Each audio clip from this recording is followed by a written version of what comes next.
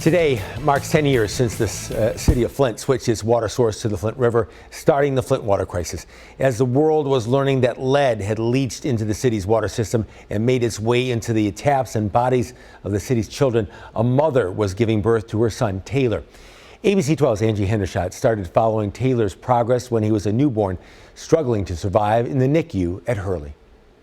At the time of Taylor's birth, like so many parents, his mother was told the long-term impact of lead exposure was unknown.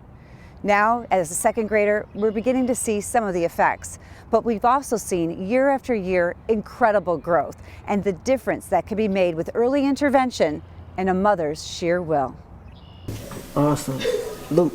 On a sunny afternoon in Flint. Almost. Let's try that one more time.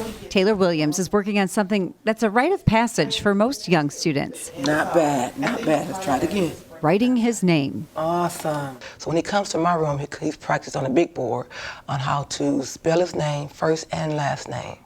And so he's done well. He's not there all the way, but he's doing absolutely well as to where he was before. It takes patience, determination, and the ability to sit still. Awesome. Tough for any 8-year-old boy. Awesome. But this is a moment that when Taylor was born, his mother, Tyantha, could only dream about. It's just an everyday thing that you have to keep going every day with him. How do you keep going?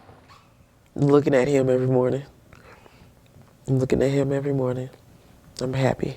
Makes it worth it. Yeah. It's hard to imagine when you see Taylor talking, laughing, and learning as a second grader. Look at that work of art. His smile lights up the room. But a few years ago, his development was so delayed, he struggled to speak. Amazed. And I'm happy that he's doing more talking than he should. He just talks. Tyantha didn't know what the future would look like for her son, and her concerns started before he was even born. I didn't know about the water. She was pregnant with Taylor when she learned the water she had been using every day was tainted with lead. I didn't know anything. I was drinking it, cooking with it, bathing in it. Like many women exposed to lead, Tyantha would go into labor way too early. We met her and Taylor at Hurley's neonatal intensive care unit when he was born at just 28 weeks. I'm just happy to alive. Taylor would stop breathing 3 times. They didn't know if he would survive. I thought that I would hear him crying, but I didn't hear him crying at all. We pray for him all the time. Pray because it was unclear what the future would bring. From him beginning to breathe on his own. He goes to sleep at night. I still watch him to make sure he's still breathing. That's a constant thing for me. To learning to crawl and stand. They want to keep monitoring him. He still has to have growth tests. Babies born during the water crisis, like Taylor, face the highest risk of lead exposure and developmental delays. We have followed his journey since birth, overcoming muscle weakness to walk. He falls a lot, having problems with his knee and his ankle, and his speech. Show me your nose. Nose? Working with speech therapists to catch up on his developmental milestone. He should be talking at 3. He should be holding conversations with you. He should be holding sentences. He's not doing that right now. Tyantha spent most of his life watching, worrying, and working to help Taylor overcome whatever challenge he may face. Caramel, please. He would begin talking at age 4 while enrolled in EduCare, an early childhood center built to help the children facing the highest exposure and risk of lead's effects. I got milk. Yes, you do. I got milk. Because I told you I passed it. And the same boy who once had trouble stringing sentences together would begin to shine. Hello, judges. My name is Taylor Dice with the Words. After years of therapy, hard work, and faith. What are your hopes, if we talk to you next year? I hope Taylor can come up here and talk to you. Let him, that'll be the light. That's the goal. You remember that? You were able to talk to me much. A goal achieved. School is to learn and not play. This year, Taylor gave me his own progress report. I can get A's or S's. S's are good or I need help. Taylor Wilson Williams. Last spring, Taylor graduated from first grade and most importantly was catching up to his grade level. He's come a long way, and he's doing better, growing every day. Now, as a second grader at Durant Turing Mott, he's getting one-on-one help with a behavioral specialist to try to close the gap. If I see a need that's out there, my job is to turn that around. I would say he's maybe at first grade 6-7 months.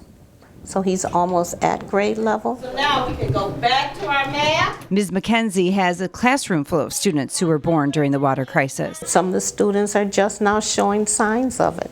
She has seen firsthand how it can impact their ability to think, to learn, and behave in a classroom. What number did you get, Taylor? 34. How many got 34? Okay, everybody got it correct. Reading is one, developmentally for sounds, words, stringing the words together, the writing skills. Fidgety things, not understanding, comprehension.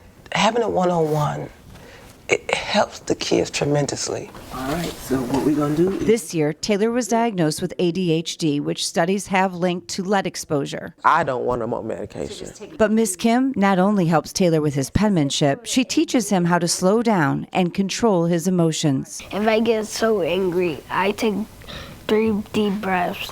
Well, I do things as well as other behavior specialists to make sure that kids are able to manage emotions. For Taylor, the lessons don't stop when the bell rings. How was school today? It was good. It was good. What you do? Tyantha is still working to help him rise above any challenges he may face. I'm still helping him focus. I have a chart on the refrigerator with things that he has to do in the morning, and he's starting to remember. Despite Taylor's progress, the effects of drinking Flint's lead-tainted water linger. I asked my mom what I can build, and she says, like, anything that I can build. Nice. Use your imagination, huh? Yep. There are still plenty of fears about what the future looks like. And mommy's gonna take care of you and be there for you. And whatever you need, mommy's here. So much has changed as we've watched Taylor grow year after year, but one thing has remained the same since he was born into the water crisis. What goes through your mind when you look at him? Hope. The sheer power of a mother's love, early intervention, and faith. Awesome. And thanks to the resources now available to the children impacted by the Flint water crisis, there is plenty of reason to hope. You can follow all of Taylor's triumphs and challenges over the years. We have been covering his story since birth, and you can find all of our Born into Crisis stories on abc12.com and YouTube. Angie Hendershot, ABC 12 News. And the GISD provides free early intervention services to children affected by the Flint water crisis. You can call the number on your screen to get all the resources your child needs. It's right there